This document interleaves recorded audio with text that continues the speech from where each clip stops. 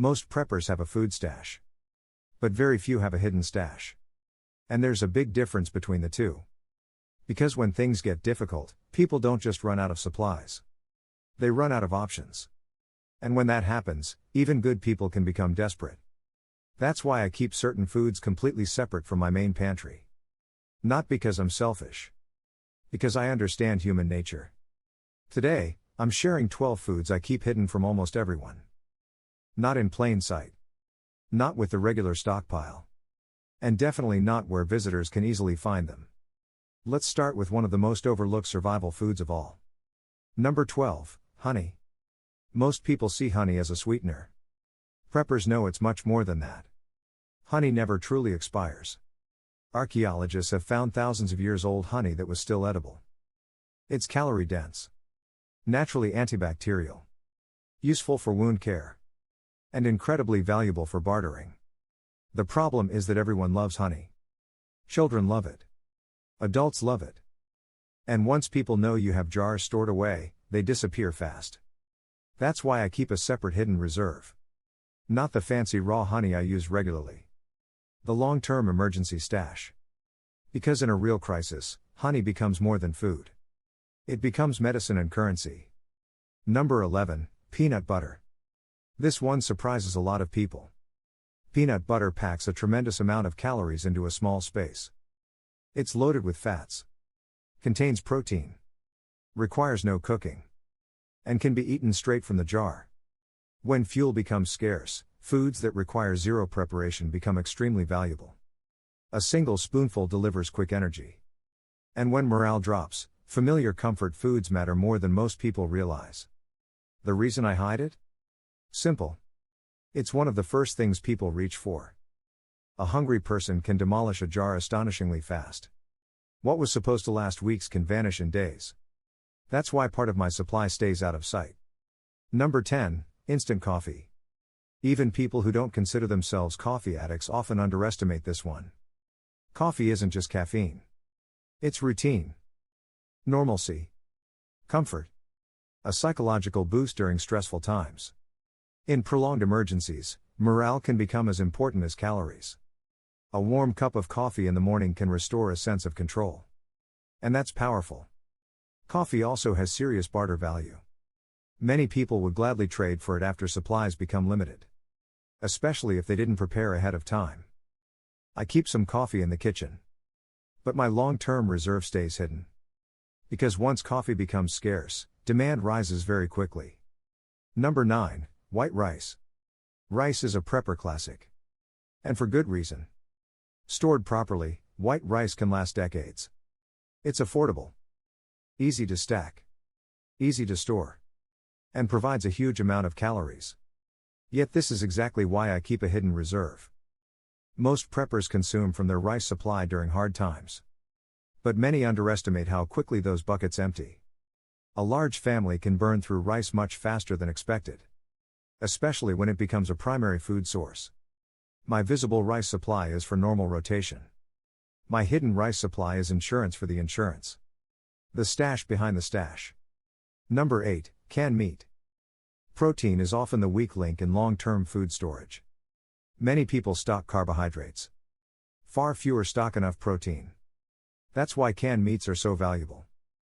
Tuna. Chicken. Ham. Spam. Beef. These foods require no refrigeration until opened. They provide nutrients that become difficult to obtain during disruptions. And they help prevent menu fatigue. Because eating rice and beans every day gets old very quickly. The downside? Everyone wants protein. When supplies become limited, canned meat suddenly looks like treasure. And treasure attracts attention. Which is exactly why part of mine stays hidden. Number 7, powdered milk. This is one of the most underestimated foods in preparedness. People often dismiss it because they don't enjoy drinking it. But powdered milk offers far more than beverages. It supports baking, cooking, protein intake, calcium needs, and nutritional variety. In households with children, its value becomes even greater. A simple ingredient can dramatically expand meal options.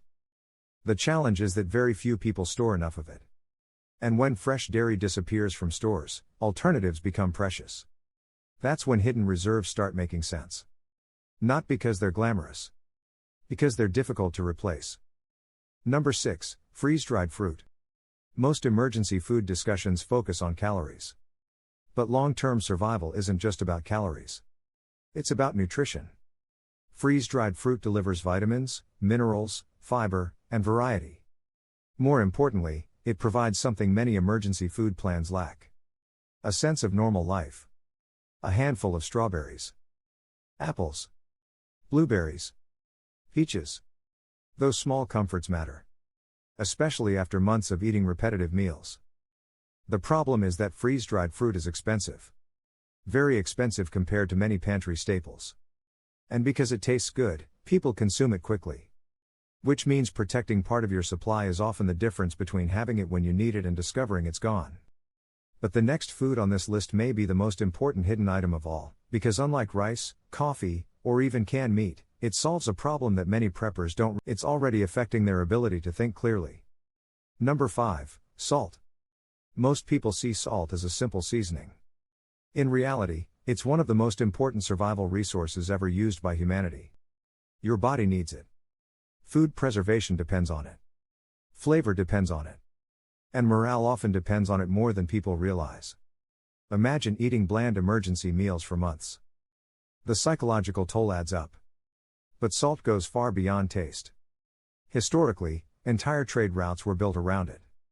Empires valued it. Armies depended on it. And in a prolonged crisis, its importance returns very quickly.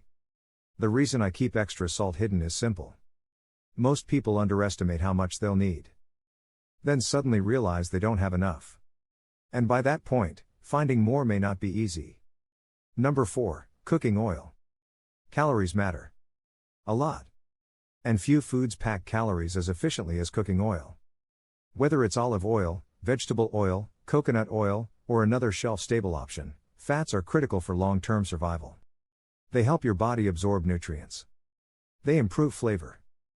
And they provide concentrated energy. Many emergency food plans look impressive on paper. Until you calculate how little fat they actually contain.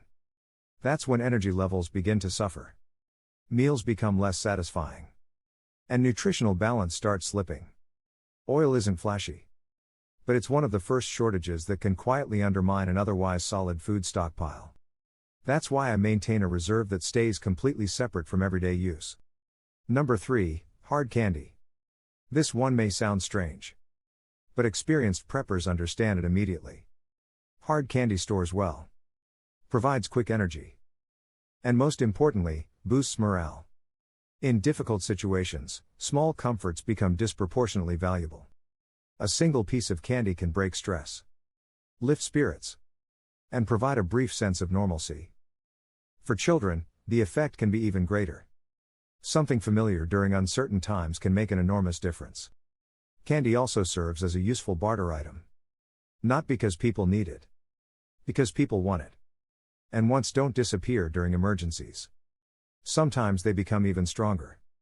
That's why I keep a hidden supply reserved for situations where morale needs support as much as nutrition. Number 2, beans. Rice and beans are often mentioned together. But beans deserve special attention. They're packed with protein. Rich in fiber. Affordable. And incredibly versatile. Stored properly, many varieties can last for years. Pinto beans.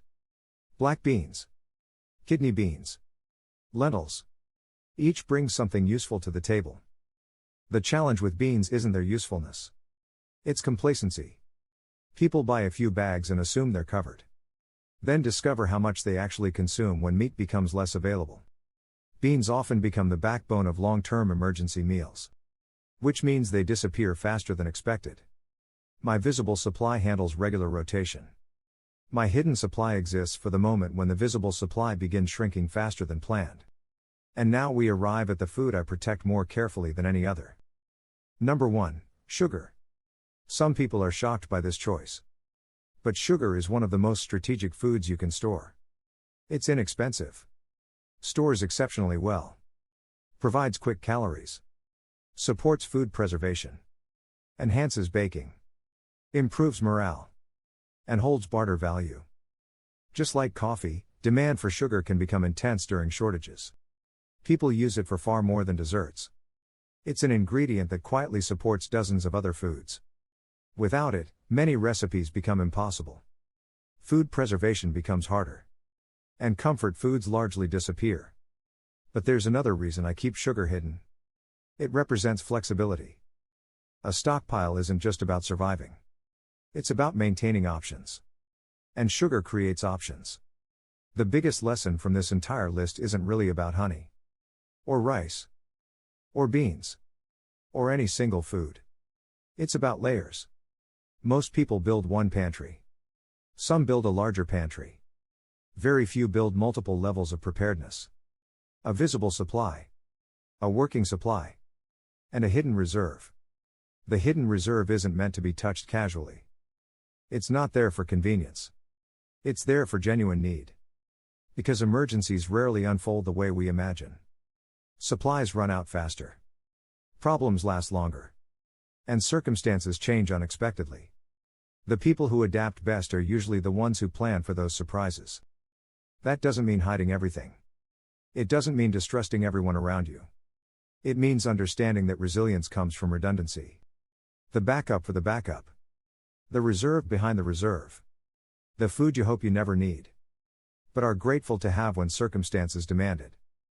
Because when everyone else is calculating how much food they have left, the smartest preppers are often relying on supplies that nobody knew existed in the first place.